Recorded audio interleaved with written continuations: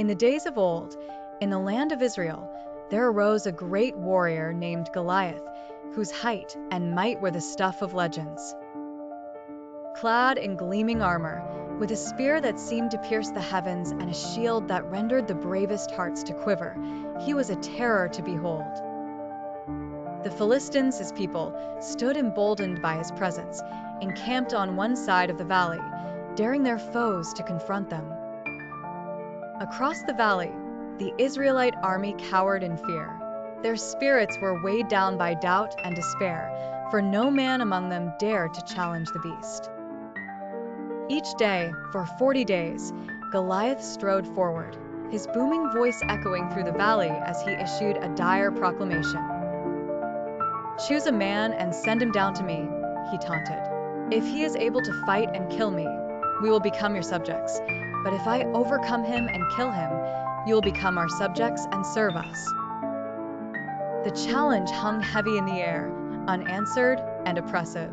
Among the Israelites, there was a shepherd boy named David. He was diminutive in stature and youthful in years, but his heart harbored a courage unfathomable. David was the youngest son of Jesse, and he had been sent to the camp by his father to bring provisions to his older brothers who served in the army. On that fateful day, as David arrived with his parcels, he heard the voice of Goliath, a voice that seemed to shake the very firmament. His brothers sought to send him away, fearful for his safety, but David was undeterred. His spirit burned with righteous indignation. "Who is this uncircumcised Philistine that he should defy the armies of the living God?" he declared. The words reached King Saul, who summoned David to hear his plea. Before the king, David spoke with a fervor uncharacteristic for one so young. "Let no one lose heart on account of this Philistine. Your servant will go and fight him," he said.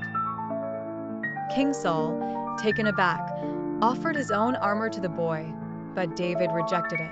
The weight and size were cumbersome, for David trusted not in the trappings of war, but in the strength of his faith and the skill in his hands. With his staff in hand and 5 smooth stones chosen carefully from the brook, David approached the battlefield. Goliath's laughter rang out as the giant beheld the unarmed youth. "Am I a dog, that you come at me with sticks?" he roared, cursing David by his gods.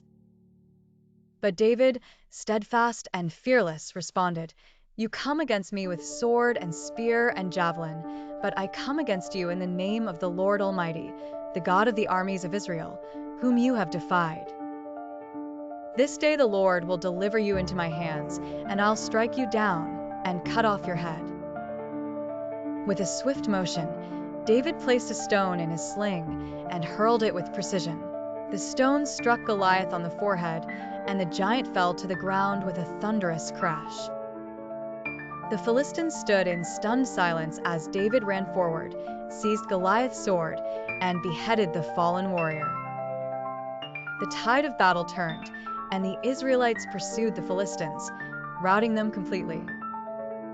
David's victory became the stuff of legends, a testament to the power of faith and the triumph of the righteous over the mighty. It was a day that resonated through the annals of history, where the smallest among men felled the greatest, and God's favor was shown in the purest form.